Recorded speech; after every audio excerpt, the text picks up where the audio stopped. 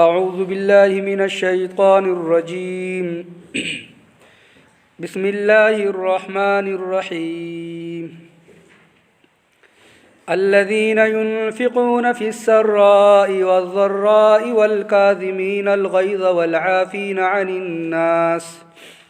والله يحب المحسنين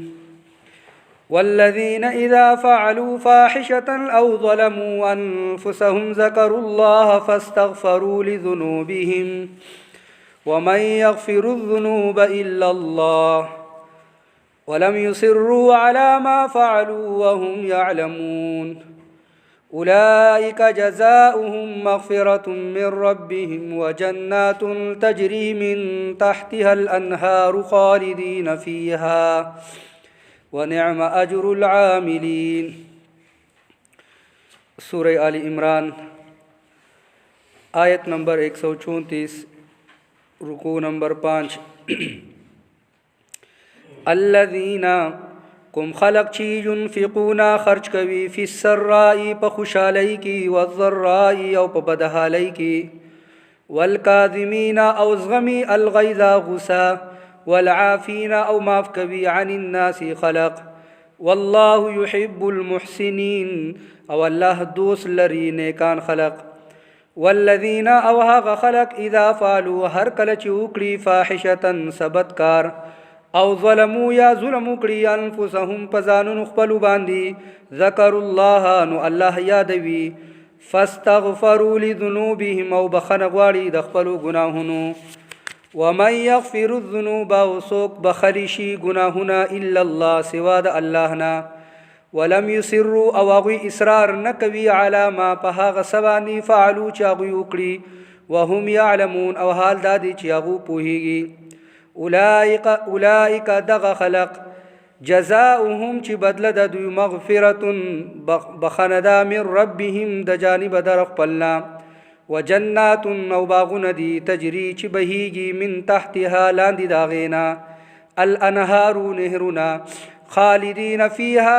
وی بدوی پاغی کی ہمیشہ دا پارا ونعم او دیر خدا اجر العاملین بدلا دا عمل کون کو قد خلت پتحقیق سر تیر شوی دی من قبلکم ساسن وڑاندی سنن واقعات فسیرو پس اگرزی تاسو فی الارض پس مکہ کی فانظرو پس اگرئی کیف کانا سرنگ شو عاقبتو انجام المکذبین دا دروغ گنن کو هذا بیان دا قرآن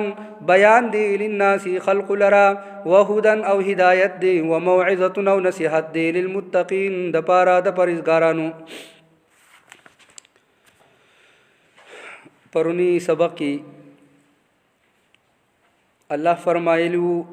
وسارعوا الى مغفرة من ربكم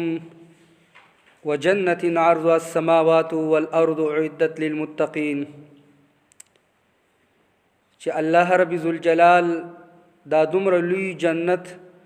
دا تیار کړی دی د متقیانو د پاره۔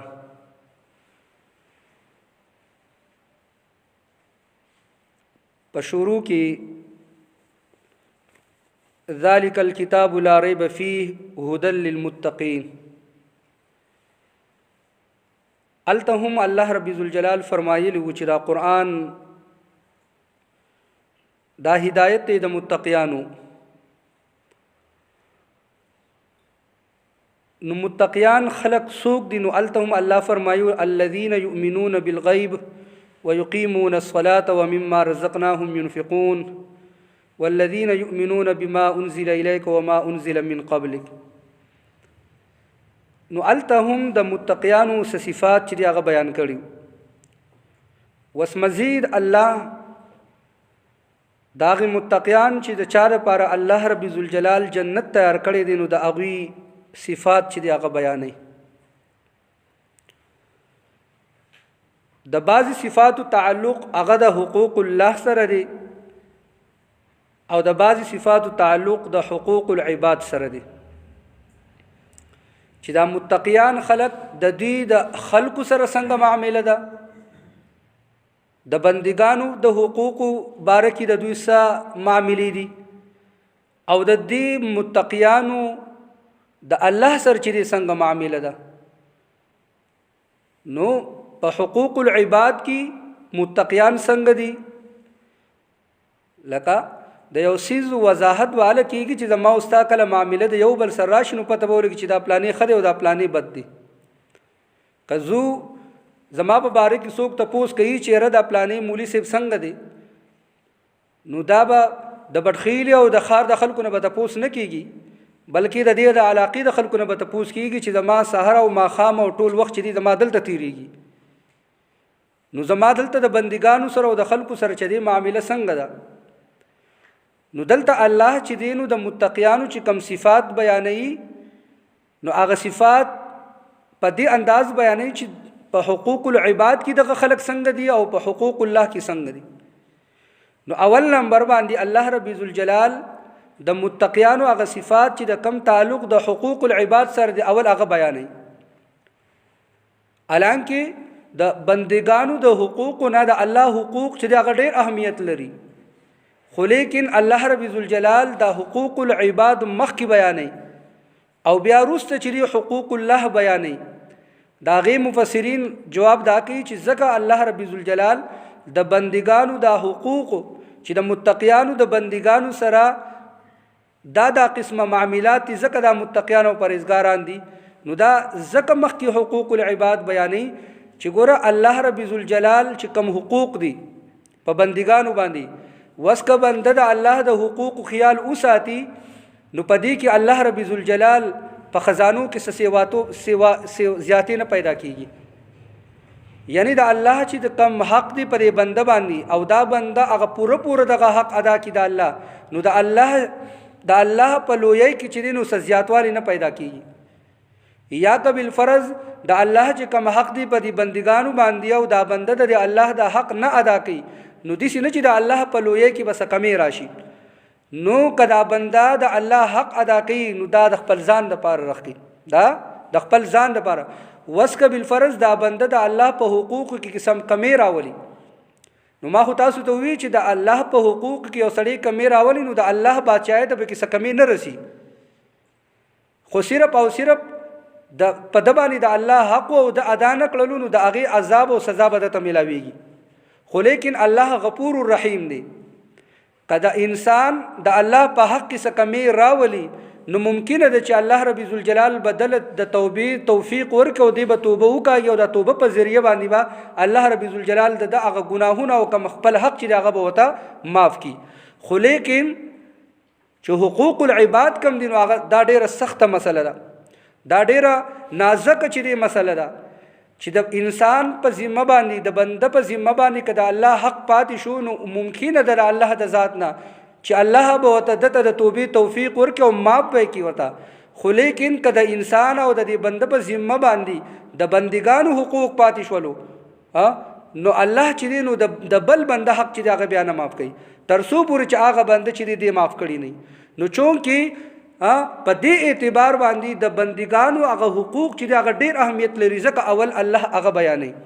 نو په متقیانو کې بعضی صفات هغه داسې دي چې هغه د بندګانو سره او د خلکو سره دي، نو الله هغه بیانوي. الذين دا متقیان هغه خلق دي ينفقون چې دوی خرج کوي فی السراء په خوشحالۍ کې والضراء او په بدحالۍ کې. یعنی د متقیانو یو صفت دا دی چې دوی باندې که خوشحالي راشي الله ولا چې دی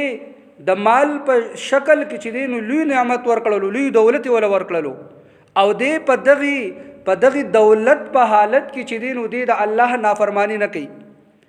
او د دنه چې دی الله نه یریږي او بیا هم په دغه خوشحالي په حالت کې د دغه فراخي په حالت کې دی د الله په لار کې خرج کوي، نو دا د متقیانو صفت دی. او والسراء په دبانې چې دی بدحالی رااله په دبانې غربت رااله، خو لیکن د هغه باوجود دی بیا هم د الله په لار کې خرج کوي. دلته مفسرین څه عجیب غوندې نقطه بیانوي چې ګورئ د الله په لار کې خرج کول دا صرف د مالدارانو سره نه ده چې چاله الله مال ورکړي دی به د الله په لار کې خرج کوي، ګوره د الله په نسبت باندې د یو سړي سره چې دی 1,00,000 روپۍ دی او دی دغه 1,00,000 روپو نه 1,000 روپۍ د الله په لاره کې خرج کوي او د بل سړي سره د سره د خپل وس مطابق 100 روپۍ دی او په دې 100 روپو کې دی 1 روپۍ خرج کوي، نو د الله په نسبت باندې دا روپۍ او دا 1,000 چې دی دا یو شانتي مرتبه لري. الله رب ذوالجلال چې دی بندله په دې 1,000 روپو باندې کم اجر او ثواب ورکوي چې دی د خپل خوشاله او د خپل فراخي په اعتبار باندې د 1,00,000 روپۍ دی او دې د 1,000 روپۍ راخلي او د الله په لاره کې خرج کوي، نو کم اجر او ثواب چې الله رب ذوالجلال دله په دې 1,000 روپو کې ورکوي، نو دا کم غریب چې د دیاړي وکړه او مزدوري وکړه او 1,00,000 روپۍ یا 100 روپۍ وګټلې او پاغي کې چې د پته لري چې زو غریب یم زو فقیر یم، خو لیکن دا صفت د متقیانو دی او د 100 روپو نه 100 روپۍ رالی، نو کم اجر او ثواب چې الله پاغه 1,000 باندې هغه مالدار ته ورکوي هم اقا اجر او ثواب به الله رب ذوالجلال دله په 1,000 روپو ورکوي، او کله د 1,000 وس نه کیږي 1 روپۍ ورکوي، نو الله چې کم پاغه 1,000 باندې ثواب ورکوي د شانتي دله به پاغه 1 روپۍ باندې ورکوي. نو الله فرمایي کنه چې الذين ينفقون في السراء دې د خوشحالۍ په حالت کې هم خرج کوي والضراء او د بدحالۍ، نو بدحالي په انسان باندې راشي غربت پیراله فقر پیراله خو لیکن بیا هم دې چې دې ورکوي، نو الله چې په دې باندې د اجر ورکوي او دا د متقیانو د پرهیزګارانو صفت دی.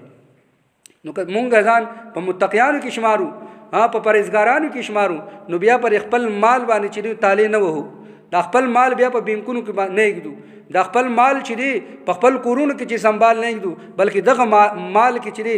لګ چې دی په غریبانو باندې چې دی خیرات کا، لګ چې دی نو په غریبانو باندې چې دی صدقه کا، تو به هم چې دی د متقیانو صفت کې براشي. والکاظمین الغیظ والکاظمین او زغمی الغیظ غصه، ګور دا ټول حقوق العباد دي، دا حقوق العباد دي. په دې ټیم کې به د انسان او د مسلمان به پته لګي چې آیا تو متقی او کنه، کستا سره یو سړی معامله وکي او دغه معاملې د وجه نه تا ته درد در ورسي یا تا ته غصه در ورسي او تو په دغه ټیم کې سکی والکاظمین الغیظ، تو هغه غصه چې کومه غصه چې تعالی را هغه زغمي هغه برداشت کی، والعافین عن الناس او دا غصه د برداشت کولو نه سیوا تو هغه بنده چې معاف کی، والعافین عن الناس او دې سکه دې معاف کوي، والله يحب المحسنین او په دې باندې بس نه د معاف کولو نه علاوه تو سر چرینو احسان وسره هم وکړي. دلته مفتی شفیع سے لیکلی چې حضرت علی رضی الله تعالی عنہ یو وینځوا یو لونډی وا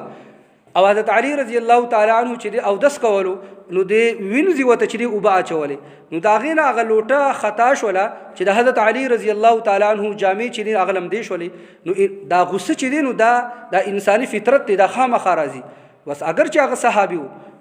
او اگر چې هغه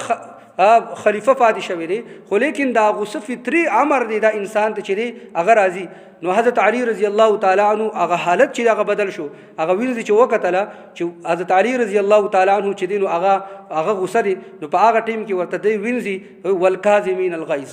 دا آیت کو تول وصلو چې متقیان هغه خلق دی چې کوم هغه غصه چې دی زغمی او برداشت کوي،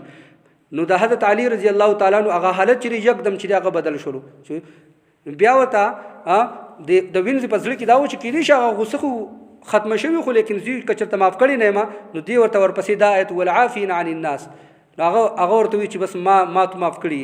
نو بیا هغه خيار و، نو هغه ورته والله يحب المحسنین، الله چې دی احسان کون کې او نیکی کون کې خلق چې هغه دوست لري هغه خوغي. نو حضرت علی رضی الله تعالی عنه ورته وی چې ما پتا احسان وکړم ما تو سکړې تو آزاد کړل. نو دا د متقیانو چې دا صفات دي. دې ځکه یو روایت ما راغلو پیغمبر علیہ السلام فرمایي کړه من سره ان یشرف له البنیان،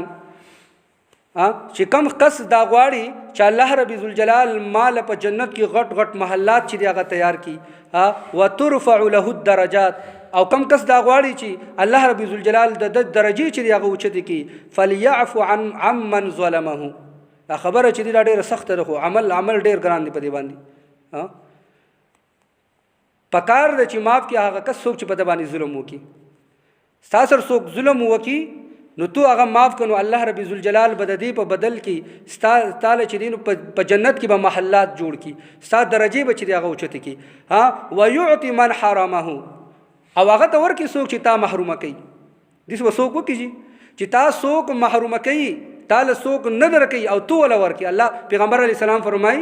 چې ستا څوک د حق نه محروم کوي ستا حق وسره تا محروم کوي خو لیکن تو وسره چې تو ولا ورکا نو الله رب ذوالجلال به چې تعالی ورا په جنت کې محلات تیار کی. او دغه شانتي ويصل من قطعه او دا هغه کسر صله رحمی وک څوک چې ستا سره چې دی تعلق ختمي څوک د سره تعلق ختمي تو سره راغ ډیر ګران خبرې دي جنو. دا به پدې باندې عمل وکړي عمل به وکړي ډیر ګران ده نو. دا ګران ذکر چې مونږه د الله رب ذوالجلال او د پیغمبر علیه السلام په دې ارشادات باندې یقین نشته دي. که زما او ستا مخې ته د آخرت دا زندگی وي او د جنت او دا ټول منظرونه او په دې باندې زمونږ کامل یقین پیدا شولې بیا به ولې چې په دې په بدل کې الله رب ذوالجلال محلات تعالی درکړي په دې په بدل کې به تعالی چې دی لکه اوس دنیایي زو تعالی مثال درکما په دنیا کې هر یو سړی دا غواړي چې یو ماته یو لوی مرتبه میلاو شي ما زما بچی چې په یو لوی مرتبه باندې غټ غټ افسران او غټ غټ څوړ سړی خوشاليږي یا ستا یو ماشوم چې په سکول کې پوزیشن واخلي یا ستا یو ماشوم چې په کالج ټاپ کی یا چرته غټه ډیګری چې حاصل کی تو څونه خوشاليږي دا خو دنیایي رغه دي. نو الله فرمایي چې زو تعالی الته چې درجات او بلند مرتبه بدر کم پس باندې چې کم کس ستا سره ظلم وکړي تی معاف کا بس ما الله تعالی سواله کړی زو او دغه شانتي کم کس تا محروم کوي او تو اغله ورکی. نو مونږ خو خلک محروم کول مونږ چې دی الټه چې دی داغه مال ته ناسیو چې په څه طریقه باندې چې دی نو یو پټ زما سیوا شولې او په څه طریقه باندې چې دی د خويندو د حق چې دی او د رغه چې دی دا ما خپل هړب کړی. څونه مسلمانان دي په کورونو کې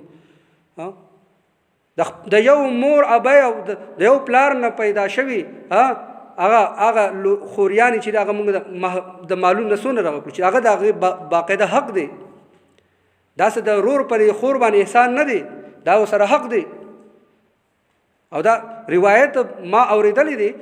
چې کما خور د خپل رور نه چې خپل برخه نه غواړي دا د خپل رور سره زیاتی کوي ولې چې د دغه برخې د وجې نه به ورځ په قیامت باندې دی به جهنم ته ارتاویږي. نو اسی خبره د دې پوری کوو چې پیغمبر علی السلام خداوی چې کم کس تا محروم کوي د مال نه او تو چې دی تو اغلا ورکا. نو مون خو ما دی یو سړی محروم کوي او زو ول ورکم دا خو ډیره لري خبره ده زو هغه شته مال ته چې دی زغل ناسمه. نو دا د متقینو سری دا صفات دي. نو حضرت علی رضی الله تعالی عنہ چې کله غوینه دی ته خبر وکړل والله يحب المحسنین چې الله نیکی او احسان کوونکي خلک چې هغه خوخي حضرت علی رضی الله تعالی عنہ ته آزاد دي. والذین اذا فعلوا او دا متقیان هغه خلق دی اذا فعلوا هر کله چې وکړي فاحشتن سبتکار او ظلموا یا ظلم وکړي انفسهم په خپل ځانونو باندې ذکر الله نو دی الله یادوي. وزدلته چې د اولنې چې کومه حصہ وا نو دغه د حقوق العباد سره تعلق وزدلته چې دا د حقوق الله سره چې هغه خلق کله چې بدکار وکي نو دا ور بدکار الله چې منکړي دی او بدکار نو دا د حقوق الله سره تعلق ساتي او دی هغه بدکار وکي او ظلموا انفسهم او یا چې په خپل ځانونو باندې ظلم وکي ذکر الله نو په دغه ټیم کې دی بیا الله ته متوجي شي الله یاد کی فاستغفروا او دی بیا بخنه غواړي لذنوبهم د خپل ګناهونو ومن يغفر الذنوب الا الله سوک بخلی شي الله وای سوک سوال استفهامیه ده سوال دی سوک بخلی شي ګناهونه الا الله سوا د الله نه د الله نه علاوه بل سوک بخون کې نشي. ولم يصروا على ما فعلوا او دوی اصرار نه کوي علامه په هغه سبانه فعلوا کم چې دوی وکړه یعنی داغه ګناه احساس وسره دی چې او زمانه دا ګناه وشو. بعضی خلک چې په غلط قانون باندې فخر کوي او ډیر یو قسم لا رغب پیش کوي خو لیکن هغه خلک چې په غلطۍ کې د نسو ګناه وشوله پاغي باندې بیا سه اصرار هم نه کوي همیشه والی په هم نه کوي الله ته متوجي کیږي وهم يعلمون او حال دار چې دوی پوهیږي او پر خبره چاو زمونه غلطي وشوله نو الله دا غوی لپاره اعلان کوي اولئک دغه خلک چې جزاؤهم بدله د دوی مغفرة بخنه ده من ربهم د خپل رب د طرفنا. کم خلک چې د خپل ګناهونو بخنه غواړي او باغه ګناهونو باندې بیا اصرار نه کوي بلکې بس پریک دي نو الله فرمایي چې د دوی لپاره زما د طرف نه چې بخنه ده اعلان دی دوی لره وجنات او باغونه دي تجري چې بهيږي من تحتها لاندې راغینا الانهار نهرونه خالدین فيها دوی په پاغي کې همیشه لپاره ګوره د دنیایي نعمت که الله مو تعالی یو دنیایي نعمت راکو نو په دې نعمت باندې ټیک د شکریا ادا کول پکار دي، خو لیکن دا نعمت دا همیشه لپاره نعمت نه دی، دا ختمیدونکې نعمت دی، همیشه لپاره نعمت چې دا هغه به ان شاء الله د مرګ نه پس میلاویږي او په جنت کې میلاویږي. الله دې زموږ ټولو نصیب کړي. ونعمه او ډیر خد اجر العاملین اجر د عمل کوونکو قد خلت من قبلکم. الله رب ذوالجلال چې دی بطوري ترغیب چې دی نو دغه طرف ته متوجه کوي. قد خلت من قبلکم په تحقیق سره تیر شوي ستاسو نه وړاندې سنن واقعات فسیروا پس وګرځئ فی الارض پس مکه کې. الله رب ذوالجلال وایي تاسو وګرځئ په دې مکه کې قوم عاد او قوم ثمود دا قومونه چې دي ځان د سوي او الله رب ذوالجلال چې دی هغه تس نسل د هغوی هغه کم مکانات چې دی هغه چې دي نو هغه ختم دي. هغه خلک چرته لاړل، هغه دروغجن خلک چې دی هغه چرته لاړل. نو الله رب ذوالجلال چې دی داسې هم کولی شي. نو تاسو د دغې نه لږ عبرت چې دی هغه حاصل کړئ. قد خلت په تحقیق سر تیر شوي دي من قبلکم وړاندې ستاسو نه سنن واقعات فسیروا پس وګرځئ فی الارض پس مکه کې فانظروا پس ووینئ کیف کان عاقبه پس څرنګې شو انجام المکذبین د دروغ ګڼونکو. یعنې کوم خلکو چې دا وخت نبی چې دی هغه دروغ ګڼلی دی، دا قرآن دروغ ګڼلی، دا پیغمبري دروغ ګڼلی دی. بیا د دې نه مخکې چې کوم موسی علیه السلام، عیسی علیه السلام، څومره انبیا علیهم السلام تیر شوي دي هغه دروغجن ګڼلي نو د هغو سره بیا الله رب ذوالجلال څه وکړل؟ هذا بیان للناس. هذا بعض مفسرین فرمایي چې دا کومه تفصیل چې مخکې الله رب ذوالجلال بیان کړو دا مذکوره کومه قصه چې دا بیان دی للناس خلق لرا، او یا د دین مراد دا قرآن چې دی دا بیان دی خلق لرا، وهدن او هدایت دی، وموعظه او نصیحت دی للمتقین د پاره د پرهیزګارانو. صدق الله.